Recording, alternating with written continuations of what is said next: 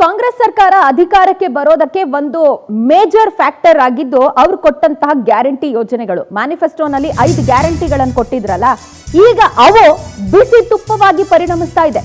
Guarantee ಯೋಜನೆ ಮಾತ್ರ ನಂಬ್ಕೊಂಡ್ಬಿಟ್ರೆ ಕಷ್ಟ ಅಂತ ಹೇಳಿ ಶಾಸಕರು ಈಗ ಮಾತನಾಡ್ತಿದ್ದಾರೆ. ಸಿಎಲ್ಪಿ ಸಭೆಯಲ್ಲಿ ನೇರವಾಗಿ ಸಿಎಂ ಮತ್ತು ಡಿಸಿಎಂ ಮುಂದೆ ಅನೇಕರು ಅಳಲು ತೋಡ್ಕೊಂಡಿದ್ದು, ಪವರ್ ಶೇರಿಂಗ್ ವಿಚಾರದಲ್ಲಿ ಸೈಲೆಂಟ್ ಆಗಿರೋದಕ್ಕೆ ಕೂಡ ಸಿಎಲ್ಪಿ ಮೀಟಿಂಗ್ ನಲ್ಲಿ ಸೂಚನೆ ಲಭ್ಯ ಆಗ್ತಾ ಇದೆ. ಈ ಬಗ್ಗೆ ತಮ್ಮ ಆಪ್ತರಿಗೆ ಪ್ರತ್ಯೇಕವಾಗಿ ಡಿಸಿಎಂ ಡಿಕೆ ಶಿವಕುಮಾರ್ ಸೂಚನೆ ಕೊಟ್ಟಿದ್ದಾರೆ ಅಂತ ಹೇಳಿ ಗೊತ್ತಾಗ್ತಾ ಇದೆ. ಹೀಗಾಗಿ ಮೌನಕ್ಕೆ ಶರಣಾಗಬೇಕು ಅಂತ ಹೇಳಿ ಆಪ್ತರಿಗೆ ಏನು ಡಿಸಿಎಂ ಡಿಕೆ ಶಿವಕುಮಾರ್ ಅವರು ಖಡಕ್ ಸಂದೇಶ ಕೊಟ್ಟಿದ್ದಾರೆ. ಅದನ್ನ ಅನುಸರಿಸೋದಕ್ಕೆ ಕೂಡ ಮುಂದುವರಿತಾ ಇದ್ದಾರೆ ಅವರ ಆಪ್ತರು. ಇನ್ನು 15 ದಿನ ಯಾವುದೇ ಸ್ಟೇಟ್ಮೆಂಟ್ಗಳನ್ನು ಕೊಡಬೇಡಿ ಅಂತ ಹೇಳಿ ಡಿಕೆಶಿ ತಾಕೀತು ಮಾಡಿದ್ದು, ನಾಯಕತ್ವ ಬದಲಾವಣೆ ಕುರಿತು ಮಾತನಾಡಬಾರದು ಅಂತ ಹೇಳಿ ಖಡಕ್ ಆದೇಶ ಸೂಚನೆ. ಬೆಳಗಾವಿ ಅಧಿವೇಶನ ಮುಗಿಯೋ ತನಕ ಸೈಲೆಂಟ್ ಆಗಿರಬೇಕು ಅಂತ ಹೇಳಿ ಸೂಚನೆಯನ್ನು ಕೊಟ್ಟಿದ್ದಾರೆ ಅಂತ ಹೇಳಿ ಡೀಟೇಲ್ಸ್ ಲಭ್ಯ ಆಗ್ತಾ ಇದೆ. ಸಿಎಲ್ಪಿ ಮೀಟಿಂಗ್ನ ಹೈಲೈಟ್ಸು, ಈ ಗ್ಯಾರಂಟಿ ಯೋಜನೆಗಳು ಬಿಸಿ ತುಪ್ಪ ಆಗಿ ಪರಿಣಮಿಸ್ತಾ ಇದೆ. ಬಿಕಾಸ್ ಈಗ ಒಂದು ಆಲ್ಮೋಸ್ಟ್ 52-53 ಸಾವಿರ ಕೋಟಿ ಇದಕ್ಕೋಸ್ಕರ ಖರ್ಚು ಮಾಡ್ತಿರೋದು. ಹಾಗಾಗಿನೇ ಈ ಸರ್ಕಾರದ ಖಜಾನೆಯಲ್ಲಿ ದುಡ್ಡಿಲ್ಲ ಅನ್ನುವಂಥದ್ದು ಪ್ರತಿ ಬಾರಿ ಕೇಳಿಬರುತ್ತೆ, ವಿಪಕ್ಷಗಳ ಆರೋಪ ಮಾಡುತ್ತೆ. ಅದಕ್ಕೆ ಪೂರಕ, ಅದಕ್ಕೆ ಸಾಕ್ಷಿ ಅನ್ನೋ ಹಾಗೆ ಸ್ವತಃ ಆಡಳಿತ ಪಕ್ಷದ ಶಾಸಕರು ಸಚಿವರುಗಳು ಅನುದಾನ ಇಲ್ಲ ಅಂತ ಹೇಳಿ ನೇರವಾಗಿ ಮಾತನಾಡ್ತಾರೆ.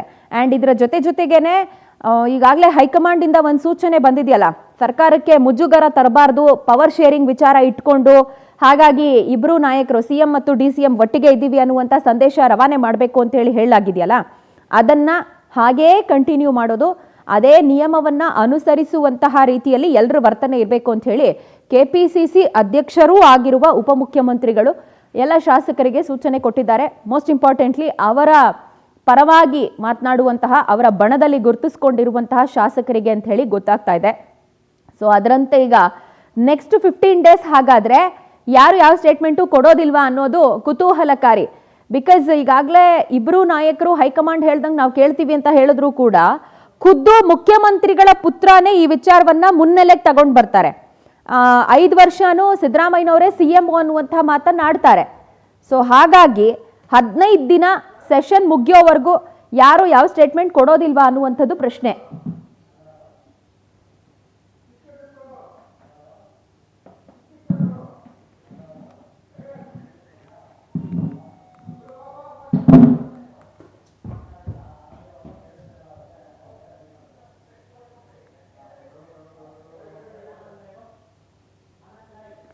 ರೈಟ್, ಈ ಬಗ್ಗೆ ಹೆಚ್ಚಿನ ಡೀಟೇಲ್ಸ್ ಕೊಡ್ತಾರೆ ನಮ್ಮ ಪ್ರತಿನಿಧಿ ಆನಂದ್, ನಮ್ಮೊಂದಿಗೆ ನೇರ ಸಂಪರ್ಕಕ್ಕೆ ಸಿಗ್ತಾ ಇದ್ದಾರೆ. ಆನಂದ್, ಈಗ ಇಬ್ಬರು ನಾಯಕರು ಒಗ್ಗಟ್ಟಾಗಿದ್ದಾರೆ ಅನ್ನುವಂಥ ಸಂದೇಶ ಸೆಷನ್ ಟೈಮಲ್ಲಂತೂ ಎಸ್ಪೆಷಲಿ ರವಾನೆ ಆಗಲೇಬೇಕು ಅಂತ ಹೈಕಮಾಂಡ್ ಸೂಚನೆ ಇತ್ತು.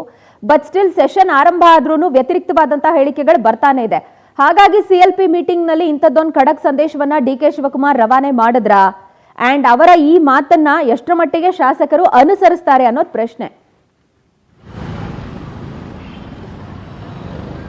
ಖಂಡಿತವಾಗ್ಲೂ ಪ್ರಜ್ವಲ, ಪ್ರಮುಖವಾಗಿ ಸದನ ಆರಂಭವಾದ ಮೊದಲಿಂದಲೂ ಕೂಡ ಪವರ್ ಶೇರಿಂಗ್ ವಿಚಾರ ಬಹಳಷ್ಟು ಒಂದು ಗದ್ದಲವನ್ನೇ ಉಂಟು ಮಾಡಿತ್ತು. ಅದರಲ್ಲೂ ಕೂಡ ಯತೀಂದ್ರ ಅವರು ಸಿದ್ದರಾಮಯ್ಯನವರೇ ಮುಂದುವರಿತಾರೆ, 5 ವರ್ಷವೂ ಕೂಡ ಅವರೇ ಇರ್ತಾರೆ, ಹೈಕಮಾಂಡ್ ಅಂತದ್ದು ಯಾವುದೇ ರೀತಿಯ ನಿರ್ಧಾರವನ್ನ ಮಾಡಿಲ್ಲ ಅನ್ನೊಂದು ವಿಚಾರವನ್ನ ಮಾತನಾಡಿದ್ರು. ಇದು ಡಿ ಕೆ ಶಿವಕುಮಾರ್ ಅವರ ಆಪ್ತರ ಅವರ ಒಂದು ಮನಸ್ಸನ್ನ ಬಹಳಷ್ಟು ಒಂದು ಕೆದಕಿತ್ತು. ಹಾಗಾಗಿ ಆ ಕಡೆಯಿಂದ ಬಹಳಷ್ಟು ನಾಯಕರು ಆರೋಪ ಮತ್ತೆ ಪ್ರತಿರಾರೋಪಗಳನ್ನ ಮಾಡ್ಕೊಂಡೇ ಬರ್ತಾ ಇದ್ರು. ಈಗ ಸದ್ಯ ನಿನ್ನೆ ನಡೆದಂತ ಸಿಎಲ್ಪಿ ಮೀಟಿಂಗ್ ಅಲ್ಲಿ ಸಿಎಂ ಸಿದ್ದರಾಮಯ್ಯನವರು ಕೂಡ ಖಡಕ್ ಆದಂತ ಒಂದು ಸೂಚನೆ ಕೊಟ್ಟಿದ್ದಾರೆ.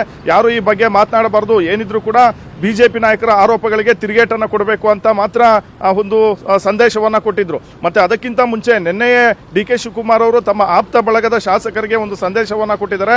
ಯಾರು ಕೂಡ ಮಾತನಾಡಬಾರದು, 15 ದಿನಗಳ ಕಾಲ ಮೌನವಾಗಿರಿ ಅನ್ನೋ ಒಂದು ಸಂದೇಶವನ್ನ ಕೊಟ್ಟಿದ್ದಾರೆ. ಸದನದ ಸಂದರ್ಭದಲ್ಲಿ ಏನಾದರೂ ಈ ರೀತಿ ಮಾತನಾಡಿದಂತ ಪಕ್ಷದಲ್ಲಿ ಈ ಒಂದು ವಿಚಾರಗಳೇ ಡೈವರ್ಟ್ ಆಗ್ತಕ್ಕಂಥ ಒಂದು ಸಾಧ್ಯತೆ ಇರುತ್ತೆ.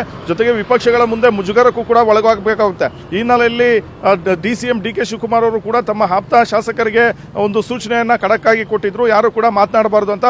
ಜೊತೆಗೆ ಮುಂದೆ ಒಳ್ಳೆ ಸಮಯ ಬರ್ತಿದೆ ಅನ್ನೋ ಒಂದು ಮಾತನ್ನು ಕೂಡ ಹೇಳಿದ್ರು. ಹಾಗಾಗಿ ಡಿ ಕೆ ಶಿವಕುಮಾರ್ ಆಪ್ತರು ಬಹಳಷ್ಟು ಈಗ ಮೌನಕ್ಕೆ ಶರಣಾಗಿರ್ತಕ್ಕಂಥದ್ದು. ನಿನ್ನೆ ಸಿಎಲ್ಪಿ ಸಭೆಯಲ್ಲೂ ಕೂಡ ಹಲವು ಸಚಿವರು ಮಾತನಾಡೋದಕ್ಕೆ ಮುಂದಾಗಿದ್ರು. ಪ್ರಮುಖವಾಗಿ ಇಕ್ಬಾಲ್ ಹುಸೇನ್, ಈ ಕಡೆ ಕುಣಿಗಾಲ್ ರಂಗನಾಥ್, ಬಾಲಕೃಷ್ಣ, ಹಾಗೆ ಇನ್ನಷ್ಟು ಒಂದು ಶಾಸಕರು ಮಾತನಾಡೋದಕ್ಕೆ ಮುಂದಾದಂತಹ ಸಂದರ್ಭದಲ್ಲಿ ಡಿ ಕೆ ಶಿವಕುಮಾರ್ ಅವರೇ ಅವರನ್ನ ತಡಿತಕ್ಕಂಥ ಒಂದು ಕೆಲಸವನ್ನ ಮಾಡಿದ್ರು ಅನ್ನೋ ಒಂದು ವಿಚಾರ ಗೊತ್ತಾಗಿರ್ತಕ್ಕಂಥದ್ದು. ಸದ್ಯ ಈ ಪವರ್ ಶೇರಿಂಗ್ ವಿಚಾರ ಏನಿದೆ, ಇದು ಸಿಎಂ ಡಿಸಿಎಂ ಆಪ್ತ ಬಣಗಳ ನಡುವೆ ಒಂದು ರೀತಿ ಬೂದಿ ಮುಚ್ಚಿದ ಕೆಂಡದಂತೆ ಆಗೇ ಇರ್ತಕ್ಕಂಥದ್ದು.